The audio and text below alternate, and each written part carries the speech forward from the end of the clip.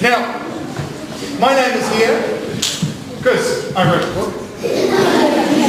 And underneath my name is another name, John Bennett. Why is his name on my book? Yes. He is the illustrator. He did the wonderful pictures. Hinemoa te tō. Hinemoa was tough. She was not scared of anything. She played rugby against grown-ups.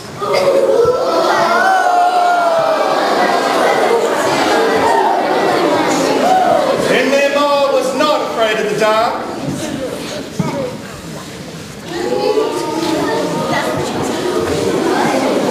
She picked up large wetters.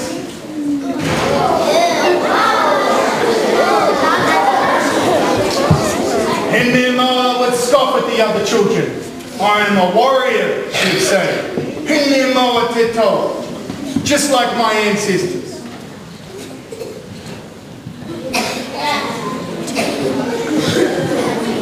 When Hinemoa had to see the dental nurse, she walked boldly across the playground and down the long corridors. Hinemoa was no fool. She kept her cool. She pouted her lips, placed her hands on her hips, and gave an evil eye. "A dental nurse," she cried. "I am Hinemoa te tō. Bring it on."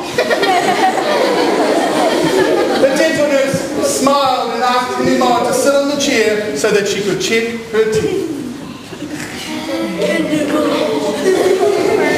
When Hinemoa's brother thought there was a ghost in his bedroom, Hinemoa was there to help. Hinemoa was no fool. She kept her cool. She pouted her lips, placed her hands on her hips, and gave an evil eye. "E ke hua," she cried. "I am Hinemoa te tō. Bring it on." Hinemoa's brother laughed and laughed.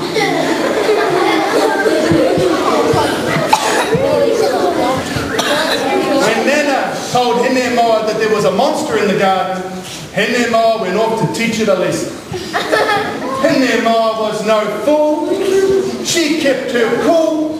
She pouted her lips, placed her hands on her hips, and gave an evil eye. "E taniwha," she cried. "I am Hinemoa te tō.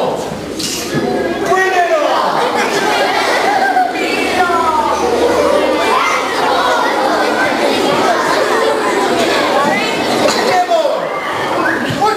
Nana asked. "Don't you worry, Nana," Hinemoa replied. "I'll sort that monster out." "Oh, Hinemoa," Nana chuckled. "When I said there was a monster in the garden, I meant you." Hinemoa giggled.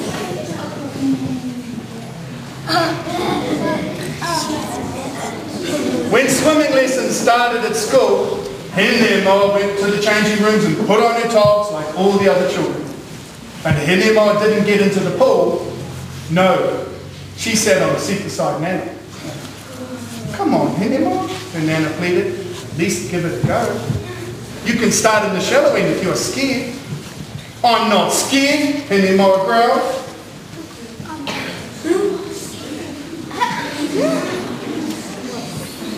She looked at the water. Hinemoa was no fool. She kept her cool. She pouted her lips, placed her hands on her hips, and gave an evil eye. "Our water!" she cried. "I am Hinemoa te tō. Bring it on!" Hinemoa ran and jumped into the pool with a splash.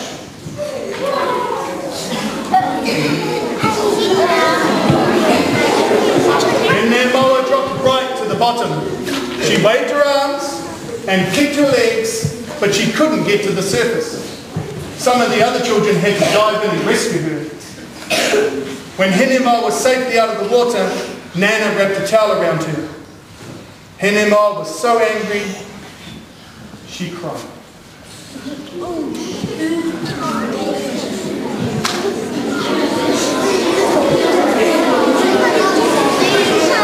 "Oh, Hinemoa," Nana said. "Being scared reminds us to be careful. You want to overcome your fear of the water? Then listen to that fear. Start at the shallow end of the pool and learn to swim properly. Hinemoa sighed. Yeah, I heard that. Sounds like you've got a taniwha in your school. Hinemoa sighed. She knew Nana was right. Kia kaha, dear, Nana said. Give it another go.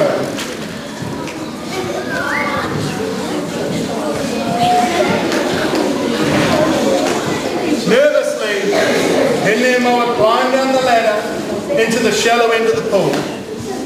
When her feet touched the bottom, the water was only up to her waist. Hinemoa smiled. She wasn't scared now. She joined the other children and started to learn how to swim. Hinemoa's teacher was very happy, so was Nana.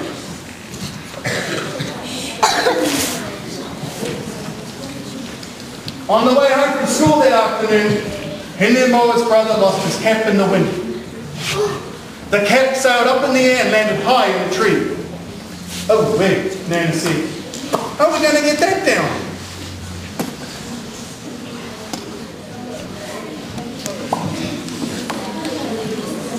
Hinemoa was no fool. She kept her cool. She pouted her lips, placed her hands on her hips, and gave an evil eye. "Hey, tree!" she cried.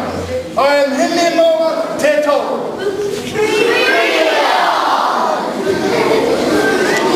She paused, looking up at the tree. "Aren't you going to get my head?" her brother said.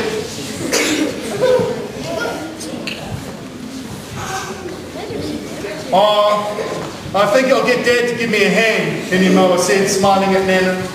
"What a wise warrior you are, Hinemoa," said Nana.